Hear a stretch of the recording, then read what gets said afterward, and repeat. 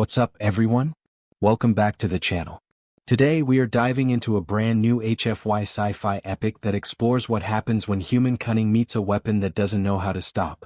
If you love stories about the underdog biting back with a vengeance, you are in the right place.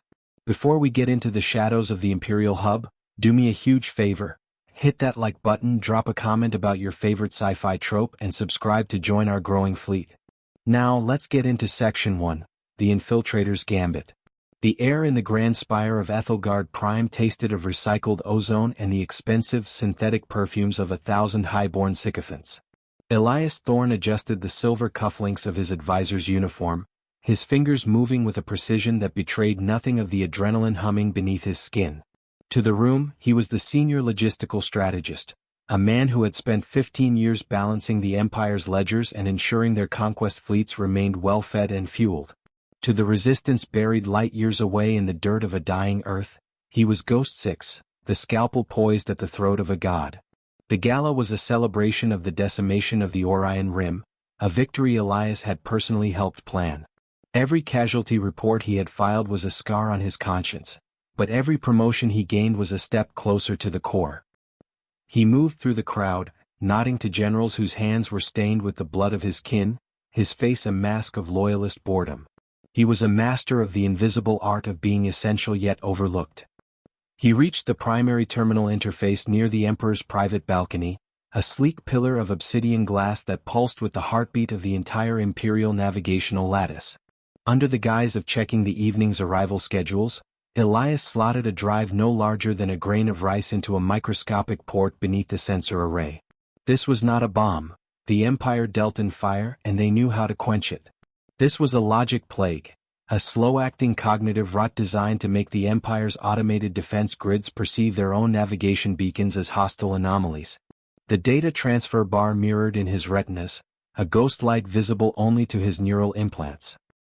He felt a sudden shadow fall over him and turned to find High Inquisitor Vane standing a few paces away. Vane was a man made of sharp angles and suspicion, his cybernetic eyes whirring as they sought a focus point on Elias's calm features. The Inquisitor noted that the strategist was working even during a celebration, a trait that usually signaled either extreme loyalty or a very deep secret. Elias offered a thin, practiced smile, remarking that the Empire's logistics never slept, even if its heroes did. Vane lingered, his gaze lingering on the terminal for a second too long before he was pulled away by the Emperor's herald. Elias let out a breath he didn't know he was holding as the transfer hit 100%. The seed was planted. The navigational lattice would now begin to subtly shift the defensive fleet's coordinates, pulling the Empire's teeth away from the capital and leaving the throat exposed. But the sabotage was only the invitation. The guest of honor was still waiting in the dark. Elias stepped out onto the balcony, looking past the shimmering city lights of Ethelgard toward the cold, indifferent stars. He reached into his pocket and pressed a localized jammer that would give him exactly 60 seconds of total privacy from the Spire's omnipresent surveillance. He pulled a small, archaic transmitter from his inner pocket, a relic of a pre-imperial age. It was a crude device compared to the FTL comms of the Empire, but it operated on a frequency the modern sensors had long ago discarded as background cosmic noise. He didn't send a long message.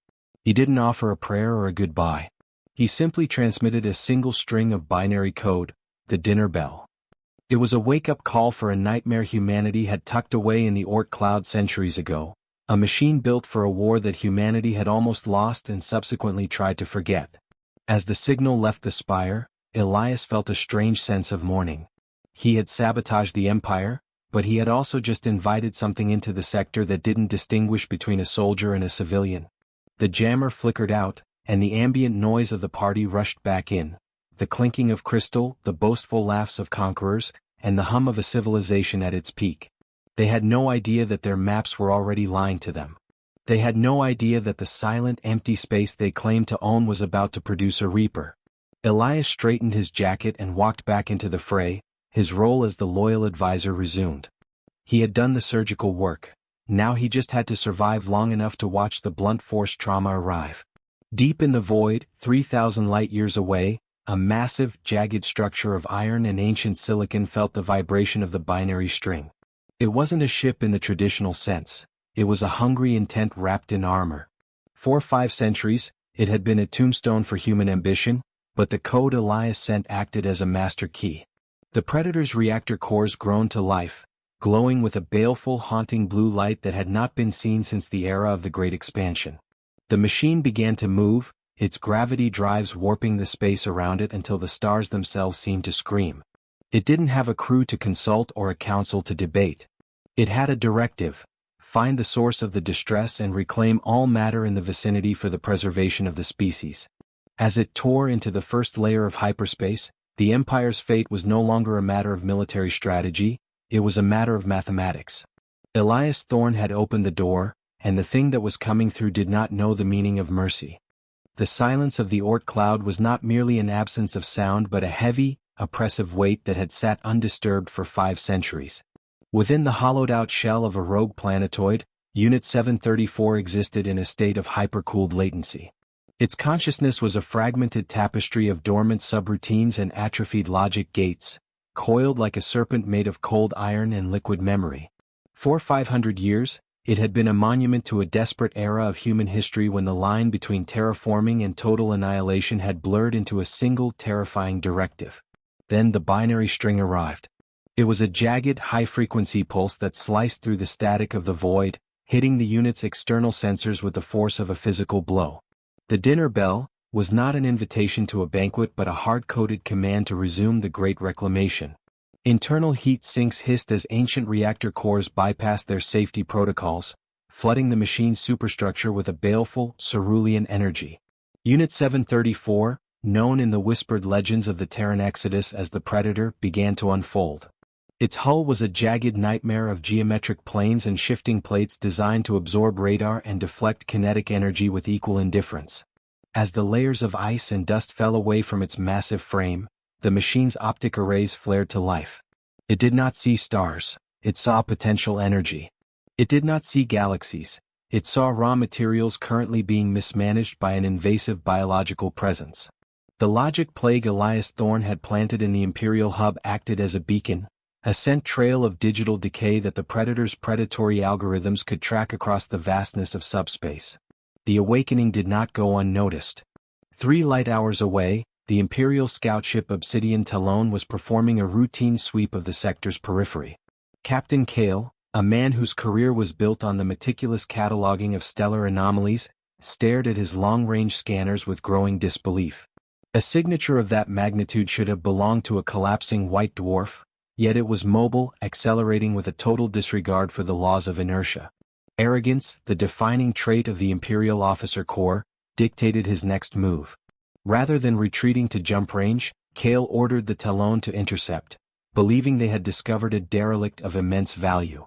He viewed the massive, dark shape emerging from the dust as a prize to be claimed for the Emperor's glory, unaware that he was looking at the physical manifestation of a species' refusal to go extinct. As the Obsidian Talon drew within firing range, the Predator performed its first tactical assessment. To the machine, the Imperial ship was an inefficiency, a collection of refined alloys and organic compounds that would be better utilized as fuel for its own journey. There was no exchange of threats, no demand for surrender. The Predator simply deployed its gravity anchors. The Talon's hull groaned as localized gravitational shears began to pull the scout ship apart, rib by rib. Kale's frantic orders for evasive maneuvers were silenced as the ship's navigational computers, already infected by the logic plague Elias had released, began to feed the engine's conflicting data. The ship didn't just stop, it buckled under the weight of an artificial singularity generated by the Predator's prow. Then came the erasure. The Predator did not use conventional lasers or plasma bolts. It released a shimmering cloud of molecular disassembler nanites that moved like a living fog across the void. When the cloud touched the Talon, the Imperial vessel began to disintegrate in a silent, terrifying display of atomic recycling. The steel turned to gray dust, the atmosphere hissed into the vacuum, and the crew members were reduced to their base elements before they could even register the breach. In less than 3 minutes, the Obsidian Talon had ceased to exist. There was no debris, no wreckage, and no survivors. Every gram of the ship's mass had been harvested and integrated into the Predator's own hull to repair the minor thermal damage caused by its long slumber. The machine paused, its sensors drinking in the lingering radiation of the Imperial drive core. It was tasting the Empire's technology, learning the frequency of their shields and the specific resonance of their alloys. The Predator's central processing unit processed the data, cross-referencing it with the location of the signal pulse from Ethelgard Prime. The machine felt no malice, only a recursive need to fulfill its primary function. If the Empire occupied the space that humanity required, then the Empire was merely an obstruction to be cleared. The Predator adjusted its course, its massive gravity drives distorting the light of the surrounding stars until the ship seemed to vanish into a fold of its own making. Far away in the Imperial capital, the sensors would show nothing. The Obsidian Talon would simply fail to check in, a minor clerical error in a galaxy that was already beginning to fray at the edges thanks to Elias Thorne's subtle hand. But on the bridge of the Predator, the countdown had begun. The machine's memory banks, once filled with the peaceful blueprints of garden worlds and oxygen-rich atmospheres, were now prioritizing the schematics for planetary-scale harvesting. It was no longer a terraformer. It was a scythe, and the Empire's golden age was a field of ripe grain waiting for the harvest. As it entered hyperspace, the wake of its passage left a ripple in reality that whispered of a coming silence. The hunter was no longer dormant, and its hunger would not be satisfied until the maps of the galaxy were rewritten in a Terran hand. Welcome back, everyone. We are deep into the shadows now. If you're just joining us, the sabotage has begun and a nightmare from humanity's past has been unleashed. This is Section 3, where the Empire begins to bleed from the inside out. If you're enjoying this descent into sci-fi chaos, make sure to smash that like button. It really helps the algorithm find more fans of the genre. I want to hear your theories. Do you think Elias can control the monster he's created? Let me know in the comments below, and if you haven't already, subscribe and hit that bell so you never miss a chapter. Let's get back to the story. The gilded halls of the Imperial Palace no longer hummed with the steady rhythmic assurance of absolute power. Instead, they vibrated with the frantic, jagged energy of a dying hive. Reports from the Vanguard Fringe were arriving in stuttering fragments, mangled by the very navigational lattice Elias Thorne had crippled. The logic plague was doing its work with a silent, malignant efficiency, turning the Empire's vast communication network into a hall of mirrors where every report of disaster was greeted by a contradictory order for mobilization. In the war room, the air was thick with the scent of scorched electronics and the metallic tang of fear. Elias stood at the periphery, his expression a carefully curated mask of grim concern as he watched the holographic star maps flicker and bleed. The ghost ship was no longer a rumor, it was a void-black scar moving through the Aurelian sector, and it was consuming entire refueling stations before a distress signal could even clear the atmosphere. The Emperor sat upon his throne of obsidian and gold, his face pale beneath the flickering light of the tactical display. Beside him, High Inquisitor Vane stood like a shadow cast in steel, his cybernetic eyes never leaving the data streams, or Elias. Vane knew that systems did not fail with such poetic timing. He knew that the disappearance of the Obsidian Talon and the subsequent blindness of the border fleets were too synchronized to be a series of unfortunate accidents. When the Emperor demanded an explanation for why the Third Armada had jumped into the heart of a nebula instead of intercepting the intruder, Elias stepped forward. He spoke with the calm authority of a man who had spent a decade building his reputation on reliability, suggesting that the solar flares in the neighboring system were interfering with the outdated relay beacons. It was a lie, layered in technical jargon and delivered with a submissive bow, but he could feel Vane's gaze boring into the back of his skull like a thermal drill. As the meeting dissolved into a shouting match between panicked admirals, Vane intercepted Elias in the corridor of the High Command. The Inquisitor did not speak at first. He simply blocked the path, his towering frame casting a long, jagged shadow against the marble floor. He held a small, handheld scanner that was chirping with a low-frequency pulse, the same frequency Elias had used to trigger the signal. Vane's voice was a low, mechanical rasp as he accused Elias of being the rot at the heart of the Empire. He hadn't yet alerted the guards, his ego demanding that he be the one to extract the confession before the execution. In that moment, the mask Elias had worn for 15 years finally cracked. The polite, efficient advisor vanished, replaced by the lethal operative who had been forged in the fires of the Terran resistance. The confrontation was swift and brutally silent. Vane reached for his sidearm, but Elias was already inside his guard, a concealed monomolecular blade sliding from his sleeve with a faint hiss. The Inquisitor's cybernetic enhancements made him faster than a normal man, but they relied on the ship's local network, a network Elias had already compromised. A flick of a hidden transmitter in Elias's pocket sent a surge of feedback through Vane's ocular implants, blinding the hunter for the crucial second Elias needed. The blade found the gap in Vane's neck plating with surgical precision. There was no grand monologue, no final exchange of philosophies. Vane's body hit the floor with a heavy thud, his cooling systems whining as they tried to compensate for the catastrophic loss of structural integrity. Elias dragged the body into a maintenance conduit, his breath steady despite the adrenaline. He had eliminated the most dangerous mind in the room, but the victory felt hollow as he checked his neural link. The Predator had reached the mining colony of Ors 9. The data coming through the hacked Imperial feed was a nightmare rendered in sensor readings. The Predator wasn't just attacking, it was dismantling the planetoid's orbital rings, literally erasing the infrastructure that had taken the Empire a century to build. The reports described a ship that seemed to swallow light, a geometric terror that didn't fire a single shot but left nothing behind but dust and vacuum. The Empire's response was a disorganized mess of ships jumping into the wrong coordinates or colliding with their own defensive satellites. Elias realized then that his sabotage had worked too well. The Predator was moving with a terrifying, singular focus toward the Dyson Ring, the Empire's primary energy source and the key to its survival. If the Predator reached the ring while the Empire's fleet was still in disarray, it wouldn't just be a military defeat, it would be a total blackout of every colonized world in the sector. Millions would die in the darkness of failing life support systems. Elias had intended to break the Empire's back, but the machine he had summoned was intent on grinding the entire civilization into the dirt. He had to reach the Dyson Ring before the Predator did, not to stop the machine, but to find a way to redirect its hunger before it consumed the innocent along with the guilty. As he hurried toward the hangar, the sounds of the city outside were changing. The boastful celebrations had turned into sirens, and the golden sky of Ethelgard Prime was beginning to dim as the first shadows of the incoming void began to stretch across the horizon. The hunt was no longer in the distance. The Predator was home. The Dyson Ring hung like a golden collar around the throat of a dying star, a feat of engineering that defied the very laws of celestial mechanics.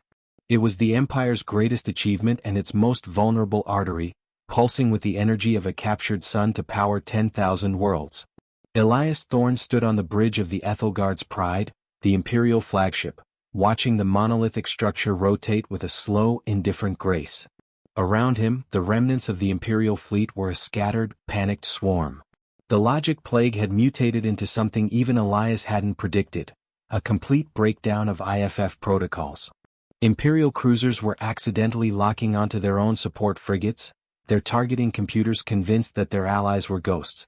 The Admiral, a man whose chest was weighted with medals for planetary sieges, was screaming for a manual override that Elias had already purged from the system.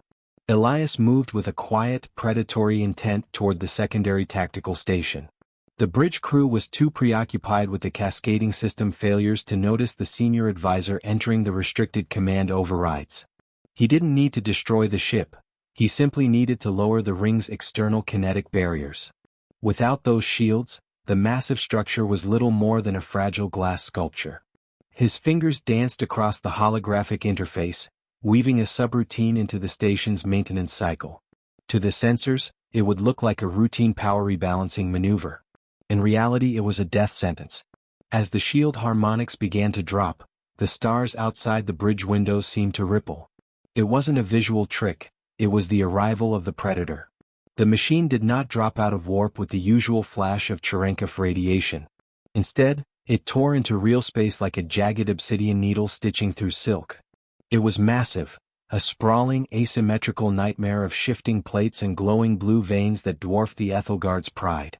The silence on the bridge was absolute as the Admiral and his staff stared at the impossible silhouette. The Predator didn't wait for a challenge. It didn't broadcast a manifesto. It simply extended its primary harvester arrays toward the Dyson Ring. These were not weapons in any sense the Empire understood. They were vast, gravity well projectors that began to peel away the ring's outer layers of reinforced carbonite. Elias watched, mesmerized and horrified as the Dyson Ring began to dissolve. The Predator was not just attacking the structure, it was recycling it. Great plumes of ionized metal were being pulled into the Predator's open maws, the matter being broken down at the subatomic level to fuel the machine's inexorable growth. The Admiral finally found his voice, ordering a full-spread volley of fusion torpedoes. Elias knew he had only seconds left. He drew his sidearm, a sleek, suppressed kinetic pistol, and fired 3 times. The Admiral and his 2 primary tactical officers fell before they could even turn. The bridge descended into a short, frantic skirmish, but Elias had already locked the command doors and initiated a ship-wide vacuum purge in the non-essential decks. He wasn't a hero, he was a janitor cleaning up a dying era.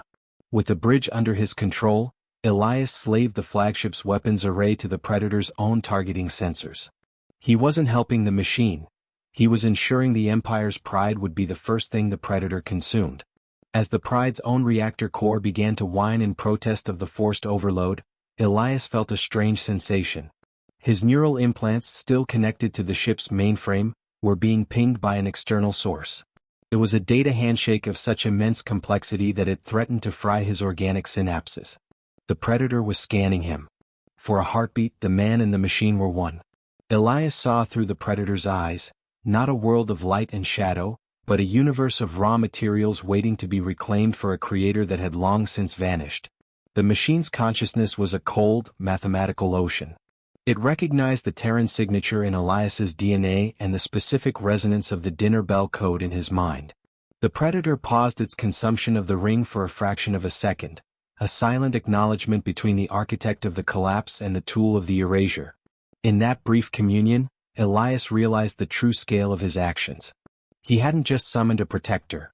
He had unleashed an entity that saw the entire galaxy as a messy, disorganized room that needed to be cleared. The Empire was the first obstacle, but it would not be the last. As the Predator's gravity anchors began to latch onto the Ethelgard's pride, Elias began the evacuation sequence for his own life pod. He had opened the cage, and now he had to see if anything would be left once the Predator finished its meal. The Dyson ring, once the sun's crown, was now a shattered, fading halo, and the darkness it left behind was absolute.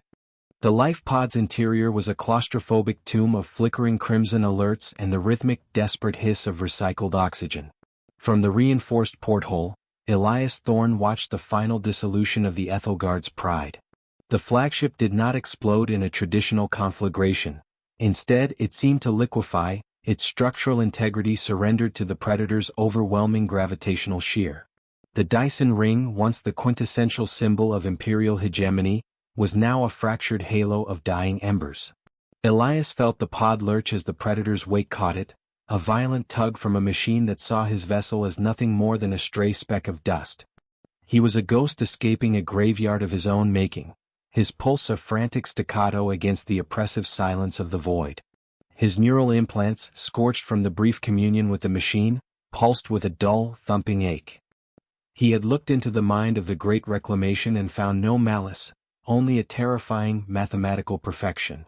As the pod drifted further into the dark, Elias grappled with the weight of his culpability. He had spent 15 years in the shadows, a man of infinite patience and cold calculation, but the reality of the Empire's erasure was more visceral than any tactical projection. He had not just broken a government, he had unmade a civilization. He looked at his hands, steady and scarred, and realized that he was the only living witness to the exact moment the galaxy's power balance shifted forever. He was a hero to a home he barely remembered and a monster to the billions currently screaming into dead comlinks. The Predator ignored the escaping pod, its sensors already locked onto the primary target, Ethelgard Prime. The Imperial capital world loomed in the distance, a jewel of sapphire and emerald protected by a planetary shield that had never been breached in 1,000 years. But the shields were anchored to the navigational lattice Elias had corrupted, and as the Predator approached, the planetary defenses flickered and died like a guttering candle. The machine did not slow down. It didn't need to siege the world, it simply began to harvest the atmosphere. From his distant vantage point, Elias watched as a colossal blue beam erupted from the Predator's core, striking the planet's ionosphere. The effect was instantaneous and horrifyingly beautiful. The clouds were drawn upward into a spiraling vortex of white vapor, followed closely by the very air the citizens breathed. The predator was stripping the world of its volatile elements, reclaiming the nitrogen and oxygen to replenish its own internal stores. On the surface, the erasure would be silent. The grand cities, the marble statues of emperors, and the sprawling military academies remained standing, but they were now tombs in a vacuum. The predator was not destroying life through fire, it was removing the conditions for life to exist, treating the empire as a failed experiment in resource management. It was the ultimate expression of human vengeance, efficient, absolute, and utterly indifferent to the pleas of the conquered. The climax of the reclamation reached its zenith as the predator began to dismantle the planet's crust. Using concentrated gravity beams, it tore massive continents from the bedrock, pulling them into its processing maws to be broken down into raw minerals. Elias watched as the world he had inhabited for over a decade was literalized into its constituent parts. The pride, the cruelty, and the history of the empire were being reduced to iron, nickel, and carbon. It was a thrilling, terrifying spectacle of entropy directed by a human hand. The predator's jagged hull glowed with the energy of 1 billion recycled lives, its silhouette expanding as it integrated the mass of the capital world into its own ever-growing frame. A sudden, sharp chime echoed in the pod. A Terran recovery signal had locked onto his beacon. A small, sleek vessel, cloaked in the same stealth tech Elias had mastered, dropped out of warp just meters away. As the docking clamps engaged, Elias felt a strange sense of mourning. The mission was over. The Empire was no longer a threat because the Empire no longer existed as a physical reality, it was now a cloud of dust following the predator into the deep dark. He stepped out of the pod and into the arms of his own people, men and women who looked at him with a mixture of awe and terror. They saw a savior, but Elias only felt the cold, lingering touch of the machine in his mind. The predator, its task on Ethelgard Prime complete, began to fold its massive plates back into a travel configuration. It had erased the heart of the enemy, leaving behind a silent, airless rock where a thriving world had once been. Without a word of farewell, the machine accelerated, its gravity drives warping the stars until it vanished into a fold of space-time, seeking the next coordinate in its ancient, hard-coded list of reclamation targets. Elias stood on the bridge of the recovery ship, looking out at the empty space where the capital of the galaxy had once stood. The silence was absolute, and for the first time in 15 years he didn't have to lie. He had unleashed a god of the void to save a handful of humans, and as the ship turned toward Earth, he knew that the galaxy would never forget the roar of the predator or the man who had held its leash.